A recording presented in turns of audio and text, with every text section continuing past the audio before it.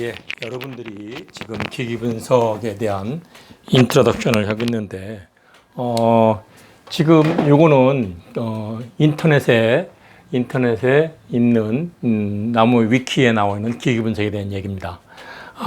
여러분들이 조금 전에 서론에서 기기 분석에 대한 얘기를 했지만, 실은 이 위키 백과사전에는 이런 식으로 분류를 하고 있습니다. 즉, 같은 분석기기라 하더라도 전공에 따라서 화학계에서 다루는 분석기가 주로 어떤 종류고, 여기 써 있는 대로 이제 식품공학 쪽에서는 주로 어떤 분석기가 다뤄지는가, 또한 약학 쪽에서는 어떤 분석기가 다뤄지는가, 이런 식으로 분석기기도 각각 전공별로 주로 쓰는 분석기기가 많이 있어요. 우리가 이제 교재 아까 텍스트북을 앞에서 설명했는데, 그 두 번째, 위에서 두 번째 했던 알기 쉬운 기기분석 책이 바로 식품공학을 하는 사람들이 쓴 기기분석 책이에요.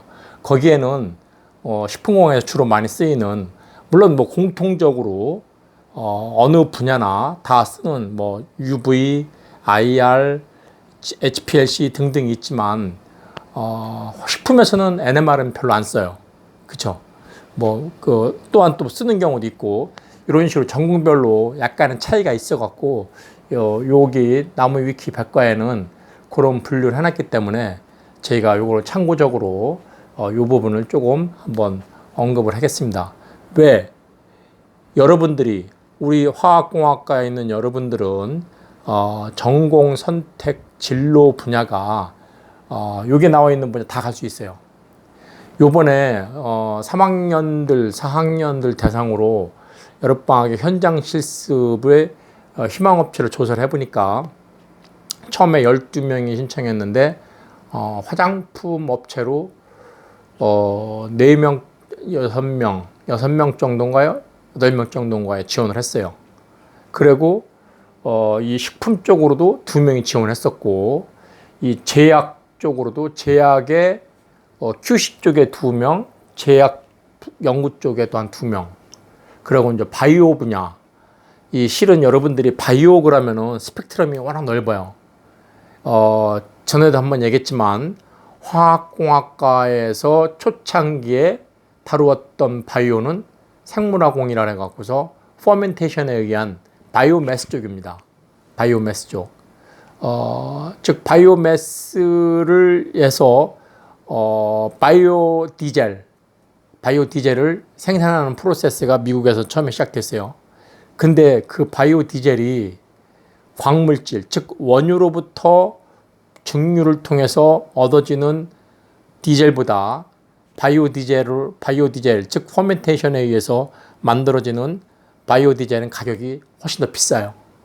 그러면 여러분들한테 아까 서두에서 얘기했지만, 과학과 기술을 얘기할 때 과학이야 돈이 많이 들더라도 진리 탐구를 파악하기 위해서 투자를 하지만, 기술적으로 즉 공업화된, 즉 경제성을 생각하는 그런 기술적인 면에서는 바이오 디젤을 왜 생산할까요? 그거는 정착적입니다. 바이오 디젤이 일반 디젤에 바이오 디젤을 2.5% 정도 섞어서 팔도록 정부에서 권장하고 있어요. 권장이라기보다는 그렇게 하게끔 유도를 했죠. 그래서 우리나라도 SK 같은 데에서, 큰 대기업에서 바이오 디젤을 직접 생산하지 않고 중소기업에서 생산한 바이오 디젤을 사다가 자기가 생산하는 광물적인 디젤보다 더 비싼 가격을 주고 바이오 디젤 사다가 섞어서 팔아요. 그러면 왜 바이오 디젤 분야를 장려를 하느냐? 그 바이오 산업을 육성시켜서 미래의 먹거리로 만들기 위한 투자입니다. 그게. 그런 식으로 정책적으로 그렇게 하는 거죠. 그런 경우가 있습니다. 그래서 여러분이 그런 바이오가 있는가 하면은, 우리 지금 인천 지역에 송도에는 뭐가 있죠? 바이오 산업을 육성하죠. 송도에 있는 여러분이 아는 대기업이 뭐가 있죠? 삼성 바이오로직스가 있죠. 또 뭐 있어요? 셀트리온이 있죠. 그래서 삼바나 셀트리온이 그 바이오 제약, 뭐 세포주를 어떻게 뭐 배양하고, 저는 그쪽 분야는 전문가가 아니지만 그런 식으로 제약을 해요. 제약 산업이 여러분이 알고 있는 동화제약, 아니면 동화약품, 아니면 대웅제약, 아니면 한미약품, 이런 식의 전통적인 제약회사들은 케미스트리 베이스로, 즉 합성에 의한 의약품을 많이 생산하고 있고 그런 쪽에 주력을 하고 있어요. 물론 아직도 제약 분야에서 화학 베이스로 의약품을 합성하는, 그것이 전에도 얘기했죠. 유기학 시간에 얘기했습니다.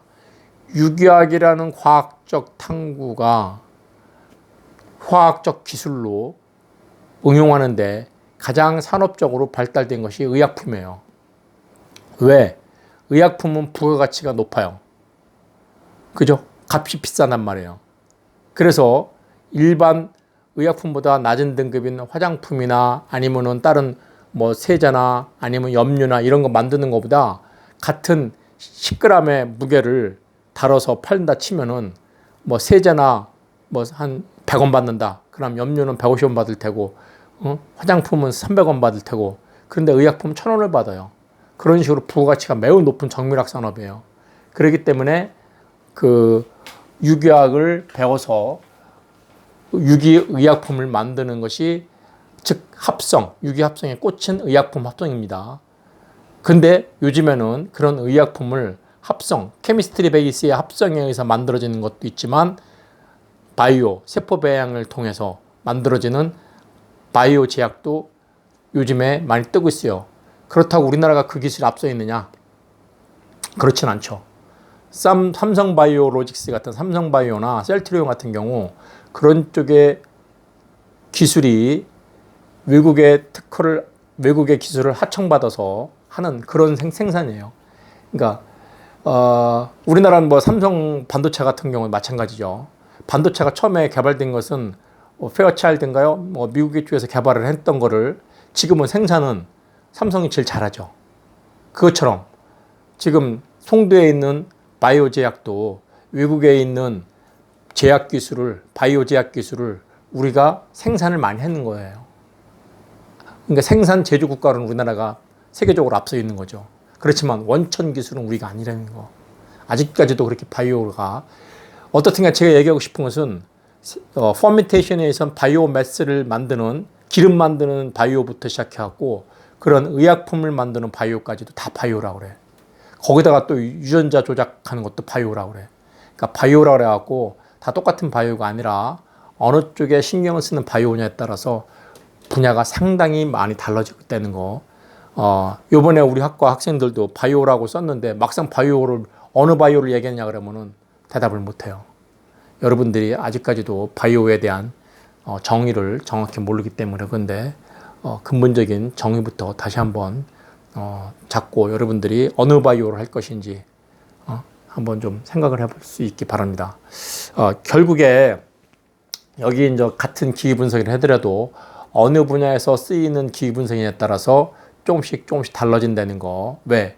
다루는 실험물질이 다르기 때문에 그럴 수밖에 없는 거니까 한번 요 나무 위키에 나오는 요 내용을 조금 보도록 하겠습니다. 자, 여기 그거 외에도 이제 바이오가 기기 분석에 어떤 쓸모가 있는 것이 있는가, 그리고 어떤 문제점이 있는가, 그래서 관련되는 항목들에 대해서 조사를 했습니다. 여기 이제 바이오에 대한 개요를 우리 앞에서 설명했던 거와 별 차이가 없습니다. 여기 한자로도 똑같은 말로 쓰고 영어로도 Instrumental Analysis라는 표현을 썼죠. 그래서 분석화학 중에 첨단 분야라고 얘기할 수도 있고, 대학에서 분석화학에 배운 다음에 기기분석이라는 과목을 배운다는 얘기, 이런 설명을 하고 있고요. 내용적으로는 크게 분광법, 분광이라는 것은 뭐야? 나눌 분, 빛, 광, 빛을 나눴다는 얘기예요. 뭘로 나눴어요? 칼로 잘랐나요? 아니죠. 빛이 파장에 따라서 우리가 분류를 한 거죠. 왜? 나중에 이제 우리 이제 후반부에 다음 주쯤에 가서 배우겠지만 분광에 대해서 배울 겁니다. 즉 스펙트럼에 대해서 우리 배울 거예요. 파장에 따른 그 에너지가 달라져요. 그리고 E=H누라는 공식에 대입하면은 H는 플랭크 상수이기 때문에 누는 진동수죠. 파장이 반비례합니다. 즉 2니꼬로 H 란다분의 1로 표시되기 때문에 에너지는 파장에 반비례한다. 즉 파장이 길면 에너지가 작다. 자, 그 개념으로 우리는 분광을 합니다. 그래서 빨주노초 파남보를 택할 수가 있는 거예요. 즉 800나노미터 대인 빨간색은 파장이 길기 때문에 에너지가 낮아요. 그래서 열선으로 써요.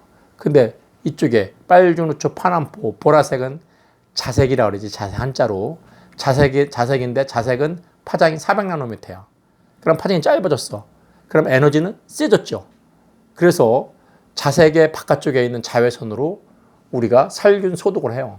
그래서 여러분들 식당에 가면은 이렇게 물컵 같은 거 저기 푸른빛 저기 박스 안에 유리창 안에 들어있어서 그 물컵 갖고 물 따라 먹잖아요. 근데 IR은 뭐야? 이쪽에 빨간색은 레드보다 에너지가 열악한, 에너지가 낮은 그런 것은 적외선이라고 그러지. 그죠? 여러분들이 고속도로 휴게소에서 이 핫바를 데피는 빨간 불빛이 그런 불빛이죠. 자, 어떻든 간에 기기 분석에서 가장 포퓰러하게 많이 쓰이는 것이 빛을 이용하는 분석법이에요. 즉 빛은 전자기파라고 얘기할 수 있는데 빛은 전기적 성질과 자기적 성질을 같이 띠고 있습니다. 그래서 이 빛을 아까 얘기한 대로 파장에 따라서 나누어 갖고 에너지를 나타내기 때문에 어떤 시료 분자가 그 에너지를 받으면 어떻게 돼요? 분자는 직진운동, 회전운동, 진동운동을 해요. 에너지를 받으면 익사이트가 되잖아요. 그죠? 그라운드 스테이트에 있던 분자의 에너지 상태가 에너지를 받으면 익사이트, 들뜬 상태가 되죠. 그럼으로써 여러 가지 우리가 거기서 내부 전자의 전 현상을 다루는 UV와 분자의 진동운동 현상을 이용하는 IR이나 어떤 분자의 핵 스핀 운동을 하는 NMR이나 이렇게 빛을 이용해 쓸 수가 있어요. 물론 분자 단위가 아니라 원자 단위에서도 원자 핵을 원자화 시켜 갖고서 쓰는 AAS 원자 흡광 분석법이나 원자 방출 분광법 같은 것도 있죠. 여기도 보시니까 분광법이란 표현을 썼고 분광법에는 여기 원자 분광법 아까 얘기한 대로 흡수 즉 AA가 있고 방출 AES가 있습니다. 그렇죠? AAS는 Atomic Absorption Spectroscopy고 방출은 Atomic Emission, Emission이니까 방출이죠. 스펙트로스코피에서 AES라는 표현을 씁니다.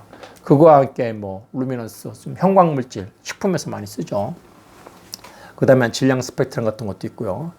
여기 이제 질량 분석법이 있습니다. 매스죠, 매스. 그리고 전교학 분석법이 있고 분리 분석법이 있어요.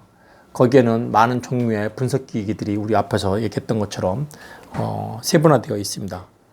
자, 이렇게 되어 있는 분석기기들이 우리가 제가 분류했던 것은 크게 분광법, 그 다음에 전교학 분석법, 분리 분석법 이렇게 나누는데 기타 부분에 제가 열 분석 같은 거를 있다고 그랬습니다. 열 분석, 디퍼런셜 스캐닝 칼로리메터 같은 시차 주사 열량계나 TGA 같은 거, Thermal Gravimetry Analysis 같은 열 중량 분석계나 DTA 같은 것들은 열 분석이죠.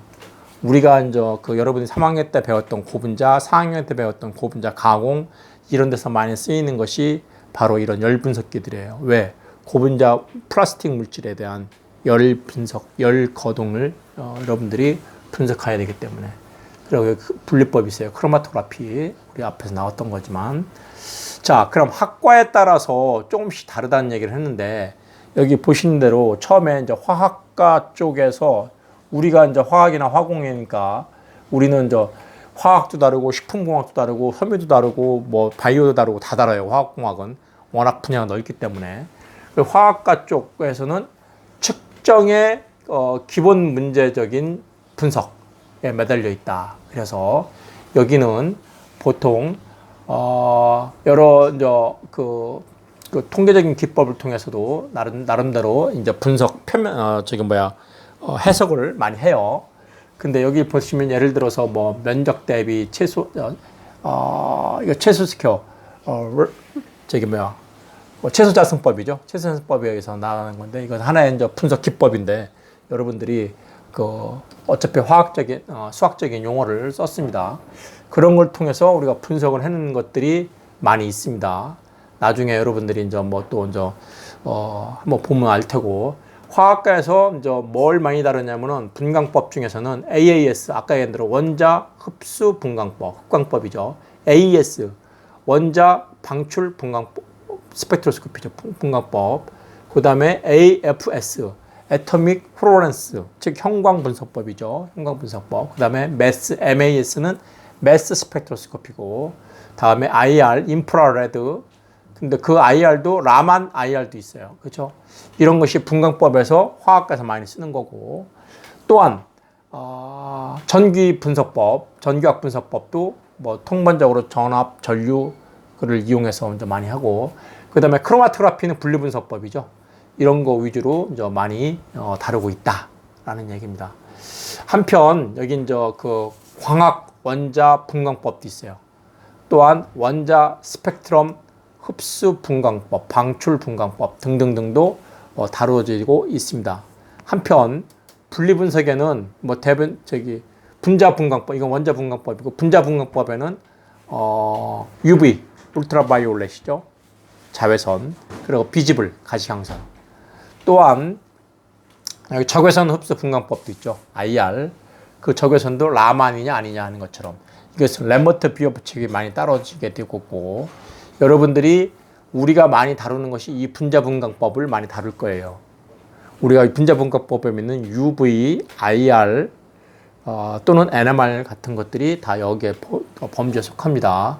그래서 이런 것들을 통해서 여러분들이 많이 검출할 거고, UV 같은 경우에서도 이제 검출기를 어떤 거 쓰느냐, 아니면 이것도 검명선을 그리는 방법이 뭐냐, 이런 거 많이 배우죠. 기본적인 거니까.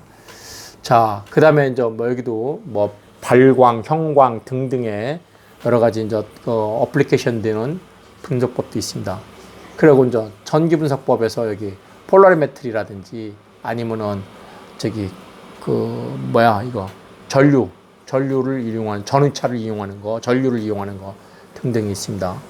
한편 크로마토그래피 분리 분석법에는 가스 크로마토그래피와 HPLC, 고성능 액체 크로마토그래피 같은 것들이 있죠. 그렇죠?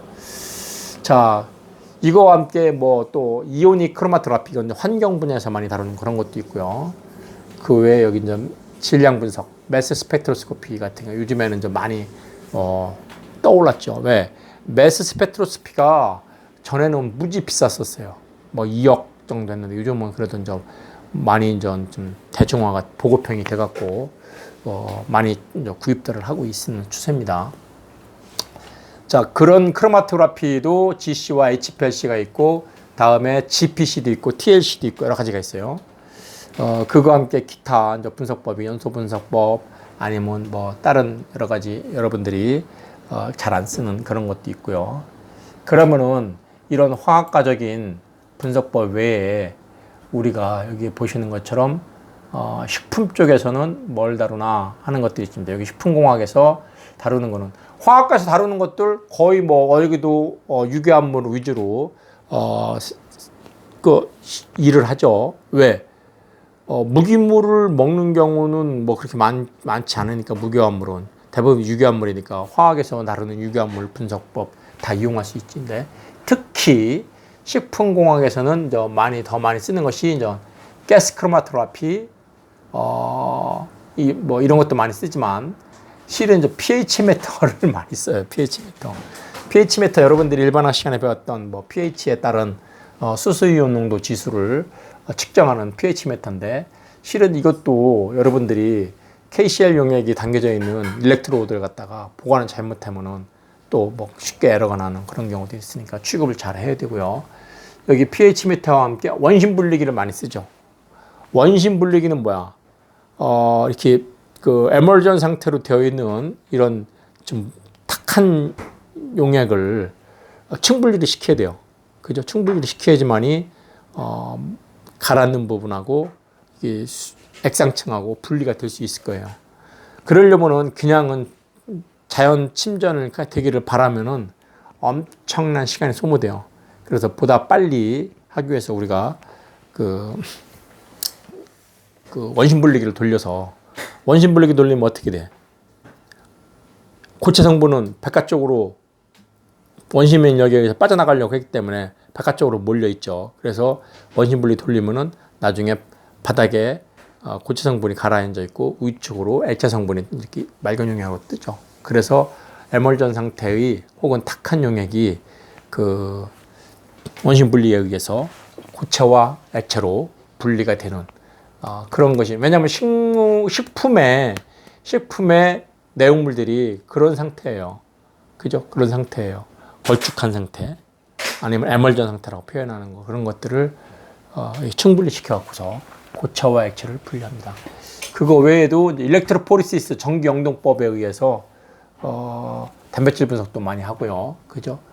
여러분들이 식품공학에서는 뭐 효소도 다루기 때문에 그런 분석도 할 줄 알아야 됩니다.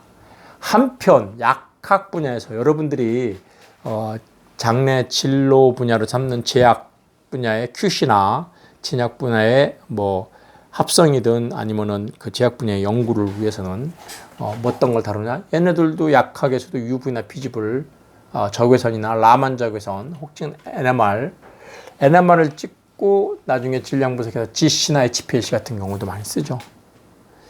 자, 이렇게 같은 분석기기라 하더라도 전공에 따라서 더 자주 쓰는 분석기기가 있고 혹은 가끔 쓰는 분석기기가 있습니다. 참, 그러면 이런 분석기기들의 그 쓸모, 유용성에 대해서 우리는 여기 나무 위키에 이런 식으로 표현되어 있습니다. 자, 대학원에 진학한 실험을 할 경우에 더 많은 분석기기를 다루게 된다. 그죠? 자기 전공에 따라서, 아까 여기 전공에 따라서 식품공학 하는 사람은 pH 메타나 원심 분리기를 이용해서 기기 분석을 할 수도 있는 거고, 약학 쪽은 약학도 아까 얘기한 대로 의약품을 합성 의약품이냐 아니면 세포주를 갖다 변형시켜 갖고 세포주를 관련된 세포주를 배양해서 만드는 그런 바이오 의약품에 따라서 다루는 분석기기들이 달라요. 그죠? 분석기기도 달라요. 그래서 이제 의약품 합성을 하는 케미칼적으로는 아까 얘기한 대로 UV, IR, NMR, HPLC, GC 등등을 쓰겠지만, 여기 이제 바이오 그 의약품을 다루는 쪽에서는 우에 했던 것처럼 원심 분리기라든지 일렉트로포리시스 전기화학적으로 측정하는 그런, 어떻게 보면은 여러분들이 그런 쪽에 대해서 자기의 전공에 따라서 필요한 기기는 항상 다를 수밖에 없다 하는 얘기를 하고 있습니다. 여기 써 있는 화학공학과나 식품공학과는 물론이다. 뭐가 물론이에요? 이런 분석기기 다루는 것들이. 그리고 여기 또 이제 바이오 분야 연구에 따라서는 상당히 쓰는 기기가 많이 달라진다 하는 얘기를 언급할 수 있습니다. 여러 개 한 20여 가지의 분석기기에 대해서도 상당히 의미 있는, 즉 한 물질을 어떠한 샘플에 대해서 딱 기기 하나 갖고서 그 샘플의 조성이라든지 특성이라든지 주위에, 우리 같은 경우는 뒤에 있는 그런 조화를 얼마큼 잘 이루냐도 매우 중요한 포인트가 하나 될 겁니다. 그렇기 때문에 나름대로 이 많은 그 부분에서 각 분석기기들의 기본 원리와 특성과 어플리케이션, 어떤 응용 범위를 할 수 있는가를 공부를 해야 된다. 그래야지 20여 가지 되는 그런 분석기기들을 적재적소에 시류에 맞게 활용할 수 있어요. 안 그러면 자기가 아는 거 한두 개밖에 모르면 안 되죠. 자기네 회사의 기기가 HPLC 하나밖에 없다. HPLC만 다루고 나머지 분석기기를 모른다? 그러면은 이거는 반푼이 되는 거지. 왜?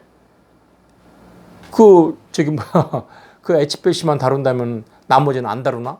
나머지 다루어야 되는데 그런 현상이 생기죠. 그래서 나름대로 각 전공 분야에 따라서 시류를 분석하는 데 있어서 그거의 특성을, 시류의 특성을, 구조와 특성을 확인하는데 최대한도로 협조가 되어야 된다 하는 얘기를 할 수 있습니다. 한편 난이도라고 그랬는데 결국에 분석을 한다는 얘기는 신뢰성이에요. 신뢰성. 만약에 어떤 분석을 하루에 4번을 한다. 똑같은 분석을 4번을 한다? 근데 아침 달라고 점심 달라고 저녁 달랄까요? 그런 식의 자꾸 신뢰성을 잃게 되면은 그 데이터를 한 번 해갖고 못 믿어요. 그러면 맨날 2번, 3번 찍으면 시간적, 자원적 낭비가 되겠죠. 그죠? 자, 어떻든 간에 여기 분석과학에 있어서도 대부분이 이거 학생들한테 이런 얘기를 했는데 결국에는 다방면에 걸쳐서 기본적인 각 분석기기의 특성을 이해를 하고 파야 된다는 얘기죠. 해야 된다는 얘기죠. 그래서 여기 난이도라는 얘기는 이거는 경우에 따라서는 전공별로 많이 달라질 수밖에 없다 하는 얘기입니다. 그래서 우리가 보통 학부에서 다루는 기기가 그렇게 많지는 않지만 대학원 가면 자기 논문의 완성을 위해서는 어차피 대학원 처음에 개념 잡을 때 그냥 기본적인 거를 다루지만 그래도 그 분석 목적에 따라서는 여러 가지 특수한 분석 기법을 활용해야 된다. 그래서 분석과학과 마찬가지로 이제 다양한 실험을 본인들이 해낼 수 있을 겁니다. 자, 어떻든 간에 여기 이제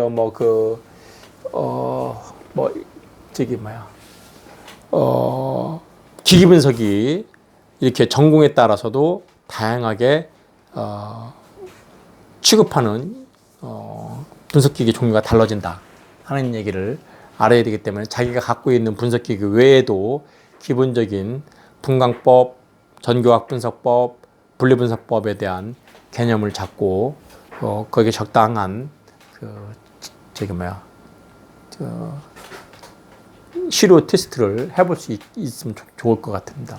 그래서 여러분들이 저와 함께 오늘 인트로덕션 1주차 인트로덕션 너무 서론이 길었나요? 3시간 동안?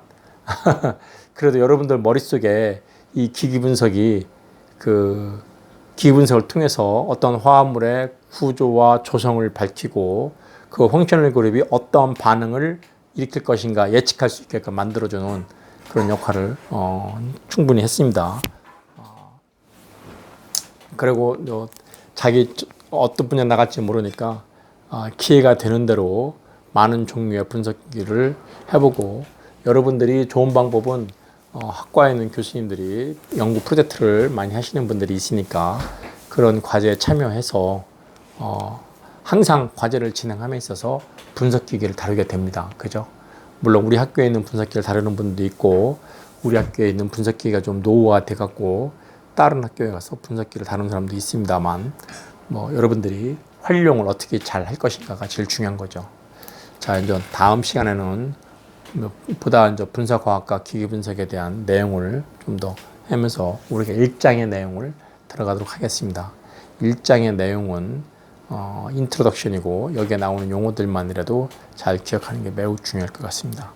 자, 수고했습니다.